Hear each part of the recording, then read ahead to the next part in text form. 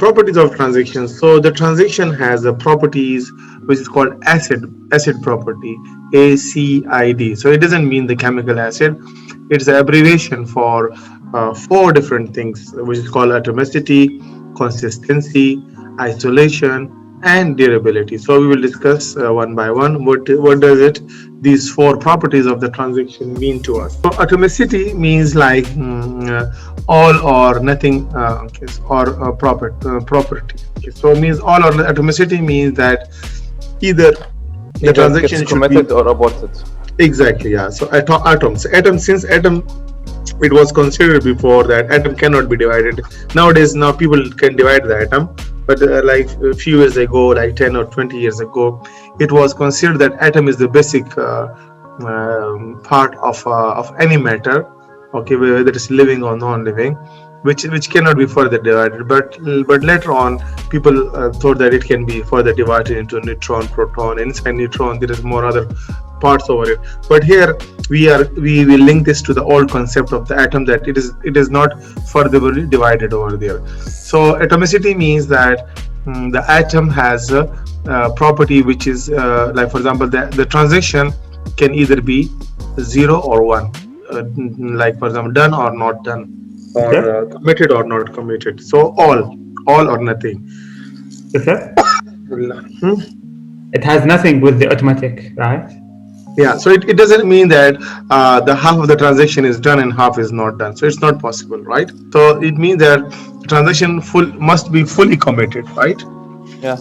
Consistency means like must transform the database from one consistent state to another consistent state. This is another property of transaction, that either the transaction should be in the old stage or in the old new stage. It cannot be in between stage, right? This is called consistent state to another state. The one is called isolation. Okay, so isolation means like partial effects of incomplete transaction should not be visible to other transactions over there. Like for example, if one transaction is partially done, okay, and another is also partially done, and the effect, and they are like interlinked with each other, okay, so the partial effect of incomplete transaction should not be visible to other transactions. That is called isolation. So if two transactions, they have some link to each other, so, or there is like, for example, the input of one is the output of another transaction, in that case, let the first transaction be complete fully, and then the another transaction will get the output of the input from the another output. Okay, so sometimes two transactions are interlinked with each other.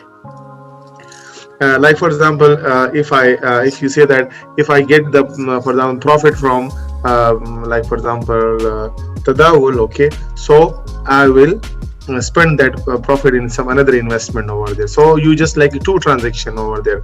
So before the profit, you don't receive it, okay, on your previous investment.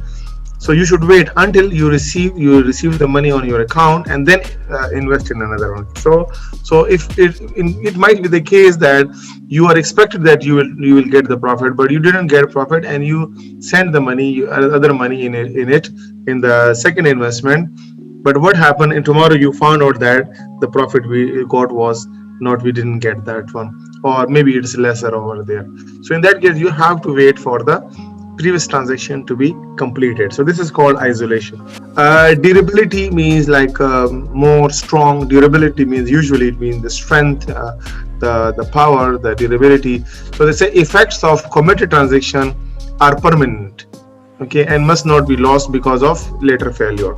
In case if you done, like for example, purchased some like products from Amazon or source.com or Jareer, okay, you paid, okay, and just after you paid, okay, and then your internet is failed over there or something happened over there, it should not affect your transaction. If it is not, like for example, paid, or if it is, then it might be it gets aborted. That's fine, okay. But once you paid it, and after that one there is some failure, there it should be durable. The database must be powerful enough to keep the committed transaction effective. That's called the durability. So these are the four properties which are linked with the transaction. So the transaction must be atomicity property. They must have atomicity property. It must be consistent. It should have the property of isolation from other transactions, and it must be durable.